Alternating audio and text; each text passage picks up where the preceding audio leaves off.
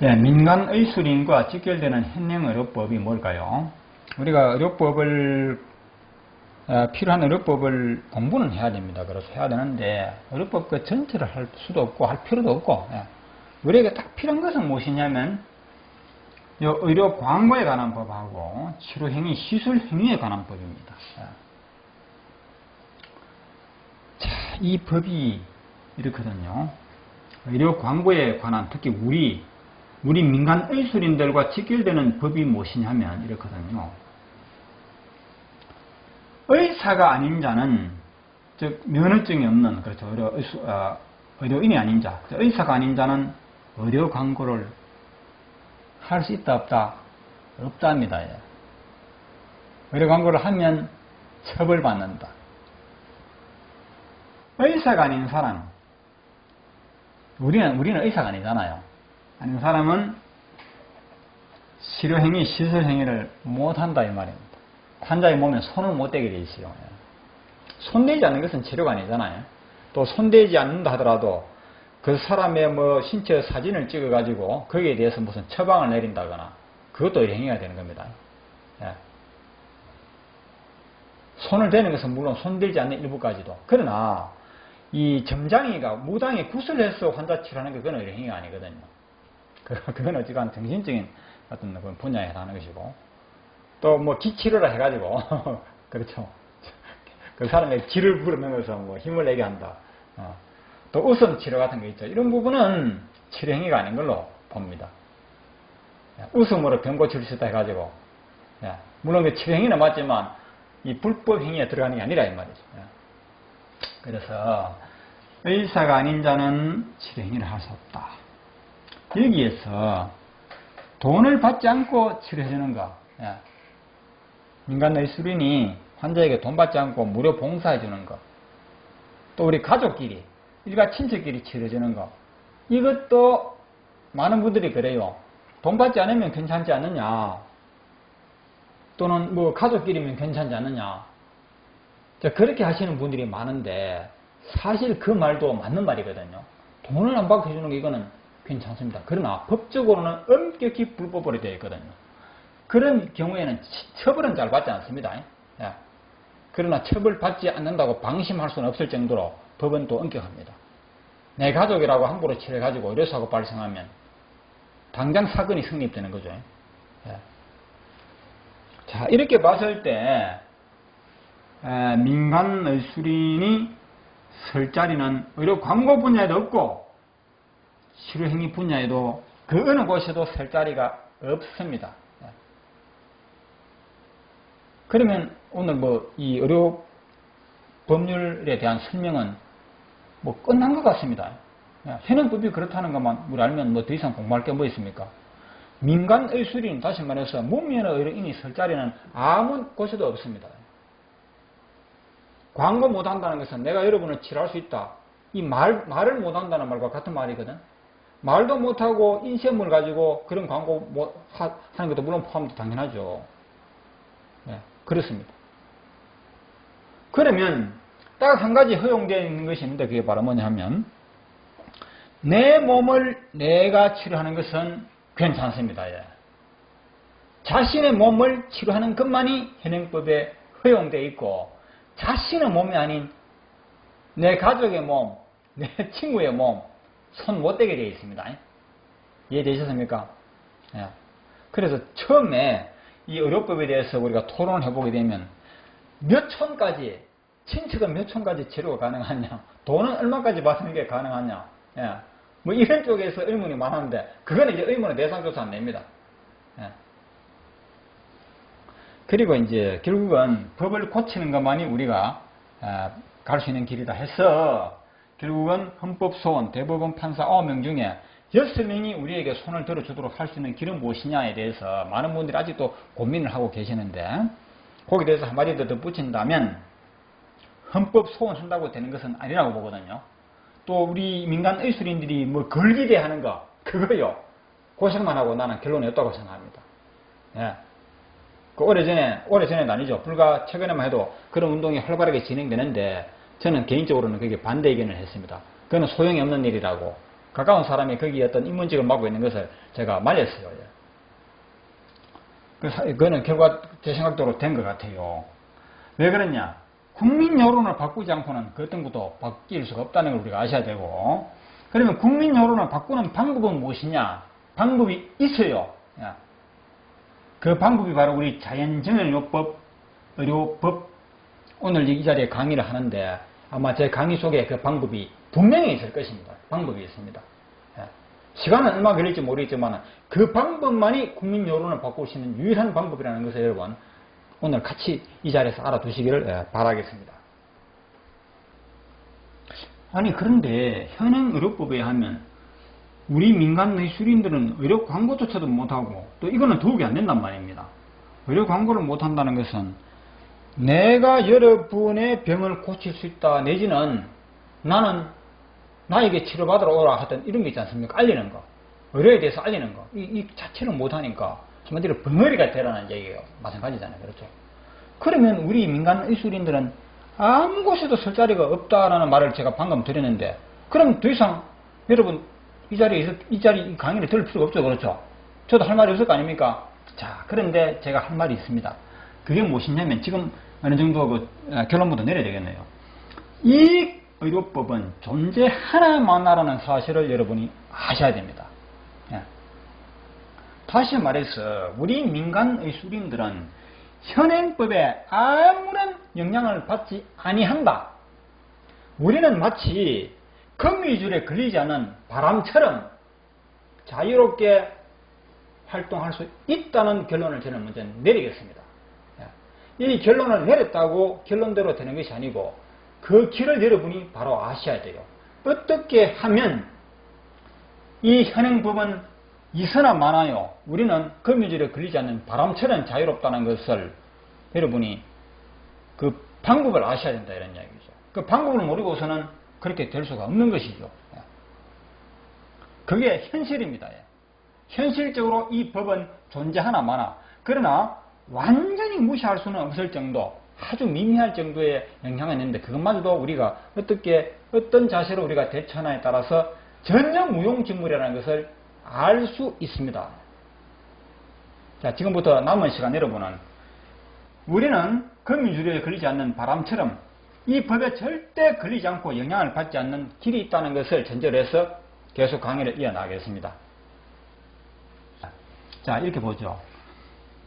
우리가 현재 현행법에 대해서 특히 민간 의술 하시는 분들은 안타깝게 생각하고 있습니다. 저도 그렇고. 그러나 그 방법은 좀 전에 말씀드린 이제 우리가 거미줄에 걸리지 않는 바람처럼 그렇게 되기 위해서는 어떻게 해야 되느냐 하는 이런 방법론이 제시될 거 아닙니까? 그렇죠? 그 방법이 무엇이냐? 그걸 제가 제시를 해야 되는 겁니다. 현행법 앞에서 내가 바람처럼 자유롭기 위해서는 그 해결 방법이 무엇이냐 하면 자연법으로 풀어줘야 한다는 것입니다. 자연법. 왜 그럴까요? 현행법은 인간이 만든 법인데 이 자연법은 인간이 만든 법이 아니거든요. 그 누가 만들었습니까? 그냥 당연하죠. 당연히 이 자연법은 이 우주 만물을 지배하는 신이 만들었겠죠. 신. 우리가 한문으로 쓰면 이렇죠. 우리가 지금 가드를 하는데 절대자. 신이 만든 자연법으로 풀어줄 때 우리는 현행법 앞에서 바람처럼 자유롭다는 것을 알게 됩니다. 그리고 법을 다스리는 판사, 검사도 결국은 이 자연법을 따르고 있다는 것을 알게 되고요. 우리 국민들도, 일반인들도 결국은 이 자연법을 따르고 있다는 것을 발견하게 될 겁니다. 그래서 자연법이 무엇인지 알고 이를 도모하는 사람은 글자 그대로 바람처럼 자유롭고 바람처럼 당당할 수가 있다는 것이죠. 우리 현행법은 여러분도 아시다시피 이기주의자들, 집단 이기주의자들에 의해서 만든 법률이거든, 사실은요. 아시잖아요, 여러분. 그런 악법도 법이라 해가지고, 이걸 어느 정도 법 그대로 하는 것 같지만요. 사실은 판사, 검사들도 또 우리가 일반 뭐 경찰관들조차도 사실은 이 자연법을 따르고 있다는 사실을 아셔야 돼요. 예. 자, 그럼 우리 보겠습니다. 자연법이 우리가 뭘까요? 자연법 하는 것은 우리가 물이 위에서 아래로 흐르고 봄, 여름, 가을, 겨울 사계절 속에서 그렇죠. 자연의 만물이 소생하고 뭐 그런 거 아니겠습니까? 자라는 이런 과정. 이런 것을 우리가 보통 자연이라고 하는데 여기서 우리가 다루고자 하는 이 자연법은 이 수학을 포함한다는 사실을 아셔야 돼요. 예. 여기가 조금 논리적으로 비약하는 것 같은데 수학도 누구의 법칙이냐? 우리가 수학에서 여러분 아시잖아요. 하나 더하기 하나도 뭐 하나가 2가 된다는 것도 수학이지만 여러분이 학창시절에 배운 거 생각해 보십시오. 두 직선이 이렇게 교차할 때 이 각과 이 각을 서로 마주보는 막꼭지각이라고 하잖아요. 이 두 각은 막꼭지각으로서 크기가 같을 수밖에 없다. 이런 것이 하나의 수학에 들어가는 것이거든요. 그렇잖아요. 수학에 들어가는 겁니다. 그리고 우리가 수직선이라 했을 때 여기에 원점, 제로가 있고 양의 방향으로 1, 2, 3, 4가 있고 음의 방향으로 이렇게 끝없이 수가 펼쳐지는 이런 수의 세계, 그리고 이 점의 세계, 선의 세계, 선이 모이면 면이 되지 않습니까? 삼각형, 사각형, 원형 이런 면이 되는데 이런 것은 전부 수학 세계에 들어가거든요. 이 수학의 세계도 바로 자연의 범위에 들어간다는 것을 이 순간부터 여러분 아셔야 됩니다. 우리가 배울 때 수학과 과학은, 자연과학은 별개로 생각하지 않습니까? 그렇죠? 학과 과목에서 자연과 수학을 따로 놓고 봤기 때문에 아마 지금까지는 이런 생각을 안 하셨을지도 모르는데 사실은 이 수학은 자연과학의 한 분야로서 자연입니다. 이 수학의 법칙은 바로 신이 만든 법칙이라는 것이죠. 그래서 이 수학의 이론을 우리가 간단한 수학적인 이치를 생각해 보게 되면 우리 의료법은 결국은 자연법을 따를 수밖에 없다는 것을 알게 된다는 것입니다. 물론 의료법만 그렇다는 것은 아니거든요. 자, 어떤 말씀부터 드려야 되느냐 하면 지금 여러분이 의료법에 대해서 생각을 하고 계시는데 이 의료법에 대해서 우리가 보는 시각을 지금부터는 폭넓게 똑바로 볼 수 있는 그런 눈을 가져야 됩니다. 그러면 길이 보인다는 것이죠. 자, 그러면 이 수학 이야기가 나왔으니까 말이죠. 우리 세상에는 진리라는 말을 많이 쓰죠. 뭐 어느 분이 그런 말 했다든가 역사적으로 유명한 사람이 그렇죠. 그런 말 했다고 하잖아요. 내가 오늘 진리를 깨우치면 내일 죽는다 하더라도 억울함이 없다, 함이 없다 이런 말이 있죠. 그 말을 누가 했는지 여러분 아마 나름대로 짐작하실 겁니다. 그 정도로 우리가 진리를 깨우치면 정말 그 진리의 가치 이걸 역설한 것 같은데 여러분 알아두셔야 되는 것은 무엇이 진리냐 이걸 또 한번 생각해 보셔야 돼요. 우리가 해가 동쪽에서 뜨고 서쪽으로 진다 이거 진리 그렇습니다. 진리 맞습니다. 진리고 또 물은 뭐 위에서 아래로 흐르고 뭐 여름은 덥다 그렇죠. 여름은 덥다라는 말 그렇죠. 또 뭐 태양은 빛난다, 지구는 돈다. 태양은 빛난다는 말 한번 보겠습니다. 태양 그렇잖아요. 빛나고 있죠. 얼마나 자 이런 말을 우리가 보통 진리라 하는데 진리 중에서도 이런 것을 변하지 않는 불변의 진리라고 하잖아요. 그렇죠? 불변의 진리라고 하잖아요. 여름은 덥다, 태양은 빛난다를 불변의 진리라고 말할 때 이 말에 대해서 아무도 반기를 들지 못하죠. 이의를 제기 못하죠. 자, 제가 무엇을 말씀드리려고 하느냐 하면 우리 보통 사람들은 말입니다. 보통 사람 속에 물론 특별한 사람이 있습니다만 보통 사람들은 이런 말을 불변의 진리라 하면 그대로 그렇게 믿어줍니다. 불변의 진리라고. 우리 학창시절에 그렇죠. 특히 영어 공부를 많이 모두를 했는데 잘하든 못하든 영어 때문에 공부 많이 했잖아요. 영어 학교에서 영어 시간이 많잖아요. 그 영어 선생님의 입에서 나온 이야기가 영어 동사, 시제, 일치 이런 부분에서 지구는 돈다, 태양은 빛난다. 뭐 이런 말들은 불변의 진리에 속하는 말이기 때문에 문법적으로 이래저래 해야 된다고 그렇게 배운 기억도 있을 겁니다. 그만큼 이런 말을 우리는 불변의 진리라고 이렇게 학교에서조차도 그렇게 가르쳐 버리잖아요. 예, 그러나 여러분이 지금부터 어떤 생각을 하셔야 되냐면 지금까지 우리가 생각했던 불변의 진리라고 생각했던 것은 절대 불변의 진리가 아닙니다. 다시 말해서 여러분에게 불변의 진리가 무엇이냐 물으면 대답하려다가도 이것이 불변의 진리가 아니라고 해버리면 아차 나도 불변의 진리가 무엇인지 제대로 모르고 있었던 거 아니냐 이런 생각을 하게 될 겁니다. 왜 태양은 빛난다가 불변의 진리가 아니냐 하면요. 태양이 빛나는 것은 일순간에 불과한 것입니다. 이 우주의 무구한 역사, 무구한 세월 속에 태양은 이 우주 속에 잠시 나타나다가 사라지는 하나의 수많은 별들 중에 별들의 하나에 불과하다는 거 여러분 아시잖아요. 그렇죠? 그럼 이 태양도 수명이 있는 것이거든요. 지구가 도는 것도 수명이 있는 것입니다.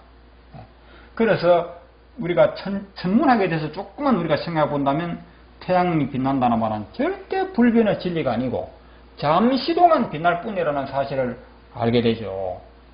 그래서 이런 것은 자연과학적인 진리라 해가지고 불변의 진리가 될 수가 없어요. 특히 8월이 덥다. 그렇죠. 작년에도 10년 전에도 100년 전에도 앞으로 100년 후까지도 8월은 더움을 우리는 그렇게 믿고 있죠. 그러나 이것은 그 특정한 지역에서만 적용되는 진리라는 거. 예.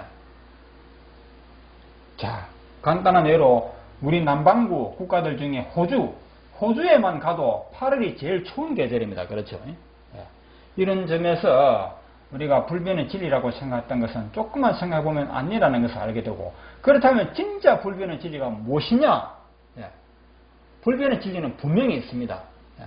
그게 바로 무엇이냐 하면 조금 전에 제가 말씀드렸던 요 맛꼭지가 크기는 서로 같다 하는 요 진리는 바로 이것이 바로 불변의 진리라는 것입니다. 아시겠죠? 예. 이게 무슨 진리느냐 하면 수학적인 진리라는 겁니다. 수학적인 진리. 예. 수학적인 진리는 불변의 진리에 속하는 것이다 이거죠. 그래서 우리가 이 자연법을 제대로 알려고 하면 뭐 물이 흐른다, 여름은 덥다 이런 걸 하는 것이 아니고 바로 수학적인 진리로 풀어야지 자연법도 우리가 제대로 알게 된다는 것입니다. 예. 자연법을 알게 되면 우리 인간들이 만든 법이건요 하나의 놀이기에 불과하다는 걸 알게 될 겁니다. 그렇지 않습니까? 예. 놀이기에 불과하다 이 말이죠. 우리 손에 들고 노는 놀이기에 불과한 거예요.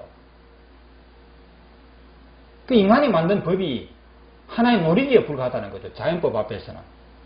그래서 여러분이 우리 의료법에 대해서만큼이라도 자연법적인 시각으로 바라보는 눈을 지금부터 가지신다면 그것이야말로 바로 우리가 거미줄에 걸리지 않은 바람처럼 자유로운 몸이 될 수 있다는 것입니다.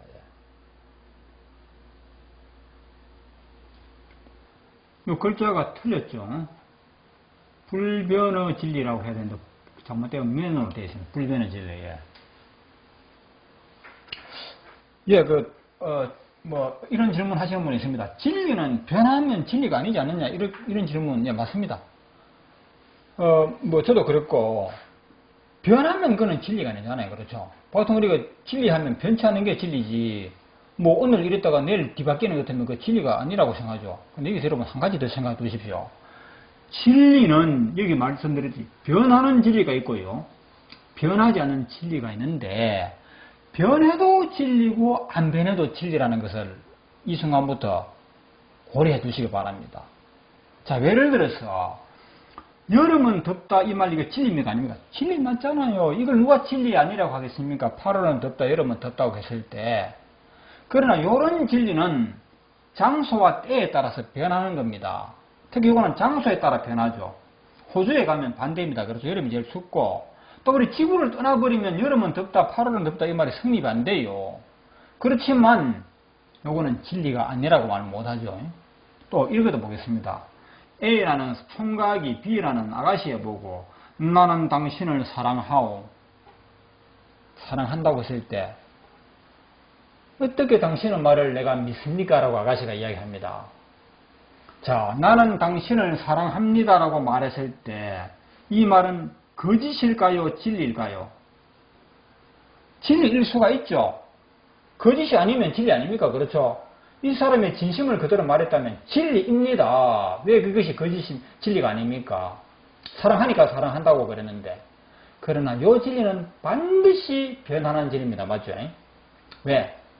수학적인 진리가 아니기 때문에 변하는 진리라는 사실을 아셔야 돼요. 자기가 아무리 진심으로 사랑해도 영원한 사랑은 없습니다. 살아있을 동안에만 사랑이 가능할 겁니다. 아마.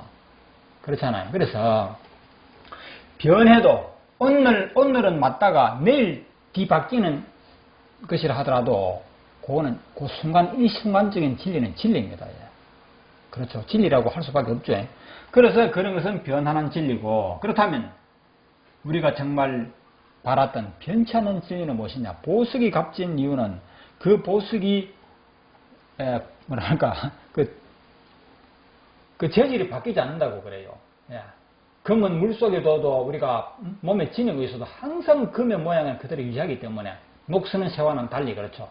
녹슬지 않고 영원히 변함없는 모습으로 남아있기 때문에 그걸 보석이라고 한다 이런 말도 있더라고요. 그래서 변치 않아야 그것이 값진 것인데, 그렇다면 우리가 변하지 않는 진리가 무엇인가 했을 때 그것이 바로 수학적인 진리가, 불변의 진리는 수학적인 진리입니다. 수학적인 진리만이 불변의 진리다. 다시 말해서 막꼭지가 크기는 서로 같다. 이외에도 수학적인 현상 많지 않습니까? 그렇죠, 여러분? 수학적인 이론, 설명, 이런 것은 전부 불변의 진리에 속하는데, 자연법을 제대로 알려면 우리가 수학적인 이론을 알아야 되고, 그래서 우리가 수학이라는 교육이 굉장히 큰 비중을 차지하고 중요하다고 하지 않습니까? 그런 겁니다. 그래서 이제 우리 있던 법률에 대해서도 자연법, 수학적인 이론으로 설명을 해야 되는데, 아니 수학 못하는 사람 그럼 이 설명 알아듣지도 못하겠네 이렇게 생각하지만 전혀 그렇지 않습니다. 제가 여기서 말하는 수학 이론이라는 것은 유치원 아이들도 아는 수학입니다. 유치원 아이도 안다면 좀 과장된 말이라 할까요? 그렇다면 초등학교 1학년, 2학년이면 다 알아듣는 그런 수학입니다. 그 수학만 있으면 돼요. 그 수학적인 논리로 설명한다면 자연법을 그대로 풀 수가 있고, 현행법에 대해서 자연법으로 우리가 볼 수 있는 눈을 가질 수 있다는 것이죠.